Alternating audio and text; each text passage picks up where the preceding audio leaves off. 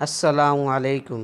اعوذ باللہ من الشیطان الرجیم، بسم اللہ الرحمن الرحیم۔ حضرت وہب بن قابوس رضی اللہ تعالیٰ عنہ کی عہد میں شہادت۔ حضرت وہب بن قابوس رضی اللہ تعالیٰ عنہ ایک صحابی ہیں جو کسی وقت میں مسلمان ہوئے تھے اور اپنے گھر کسی گاؤں میں رہتے تھے، بکریاں چراتے تھے اور اپنے بھتیجے کے ساتھ ایک رسی میں بکریاں باندھے ہوئے مدینہ منورہ پہنچے۔ پوچھا کہ حضور صلی اللہ علیہ وسلم کہاں تشریف لے گئے؟ معلوم ہوا کہ احد کی لڑائی پر گئے ہوئے ہیں۔ بکریوں کو وہیں چھوڑ کر حضور صلی اللہ علیہ وسلم کے پاس پہنچ گئے۔ اتنے میں ایک جماعت کفار کے حملہ کرتی ہوئی آئی۔ حضور صلی اللہ علیہ وسلم نے فرمایا، جو ان کو منتشر کر دے وہ جنت میں میرا ساتھی ہے۔ حضرت وہب رضی اللہ تعالیٰ عنہ نے زور سے تلوار چلانی شروع کی اور سب کو ہٹا دیا۔ دوسری مرتبہ بھی یہی صورت پیش آئی، تیسری مرتبہ بھی ایسا ہی ہوا۔ حضور صلی اللہ علیہ وسلم نے ان کو جنت کی خوشخبری دی۔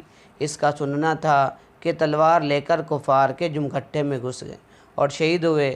حضرت سعد بن ابی وقاص رضی اللہ تعالیٰ عنہ کہتے ہیں، میں نے وہب رضی اللہ تعالیٰ عنہ جیسی دلیری اور بہادری کسی لڑائی میں نہیں دیکھی، اور شہید ہونے کے بعد حضور صلی اللہ علیہ وسلم کو میں نے دیکھا کہ وہب رضی اللہ تعالیٰ عنہ کے سرانے کھڑے تھے اور ارشاد فرماتے تھے کہ اللہ تم سے راضی ہو، میں تم سے راضی ہوں۔ اس کے بعد حضور صلی اللہ علیہ وسلم نے خود اپنے دست مبارک سے دفن فرمایا۔ باوجود کہ اس لڑائی میں حضور اقدس صلی اللہ علیہ وسلم خود بھی زخمی تھے۔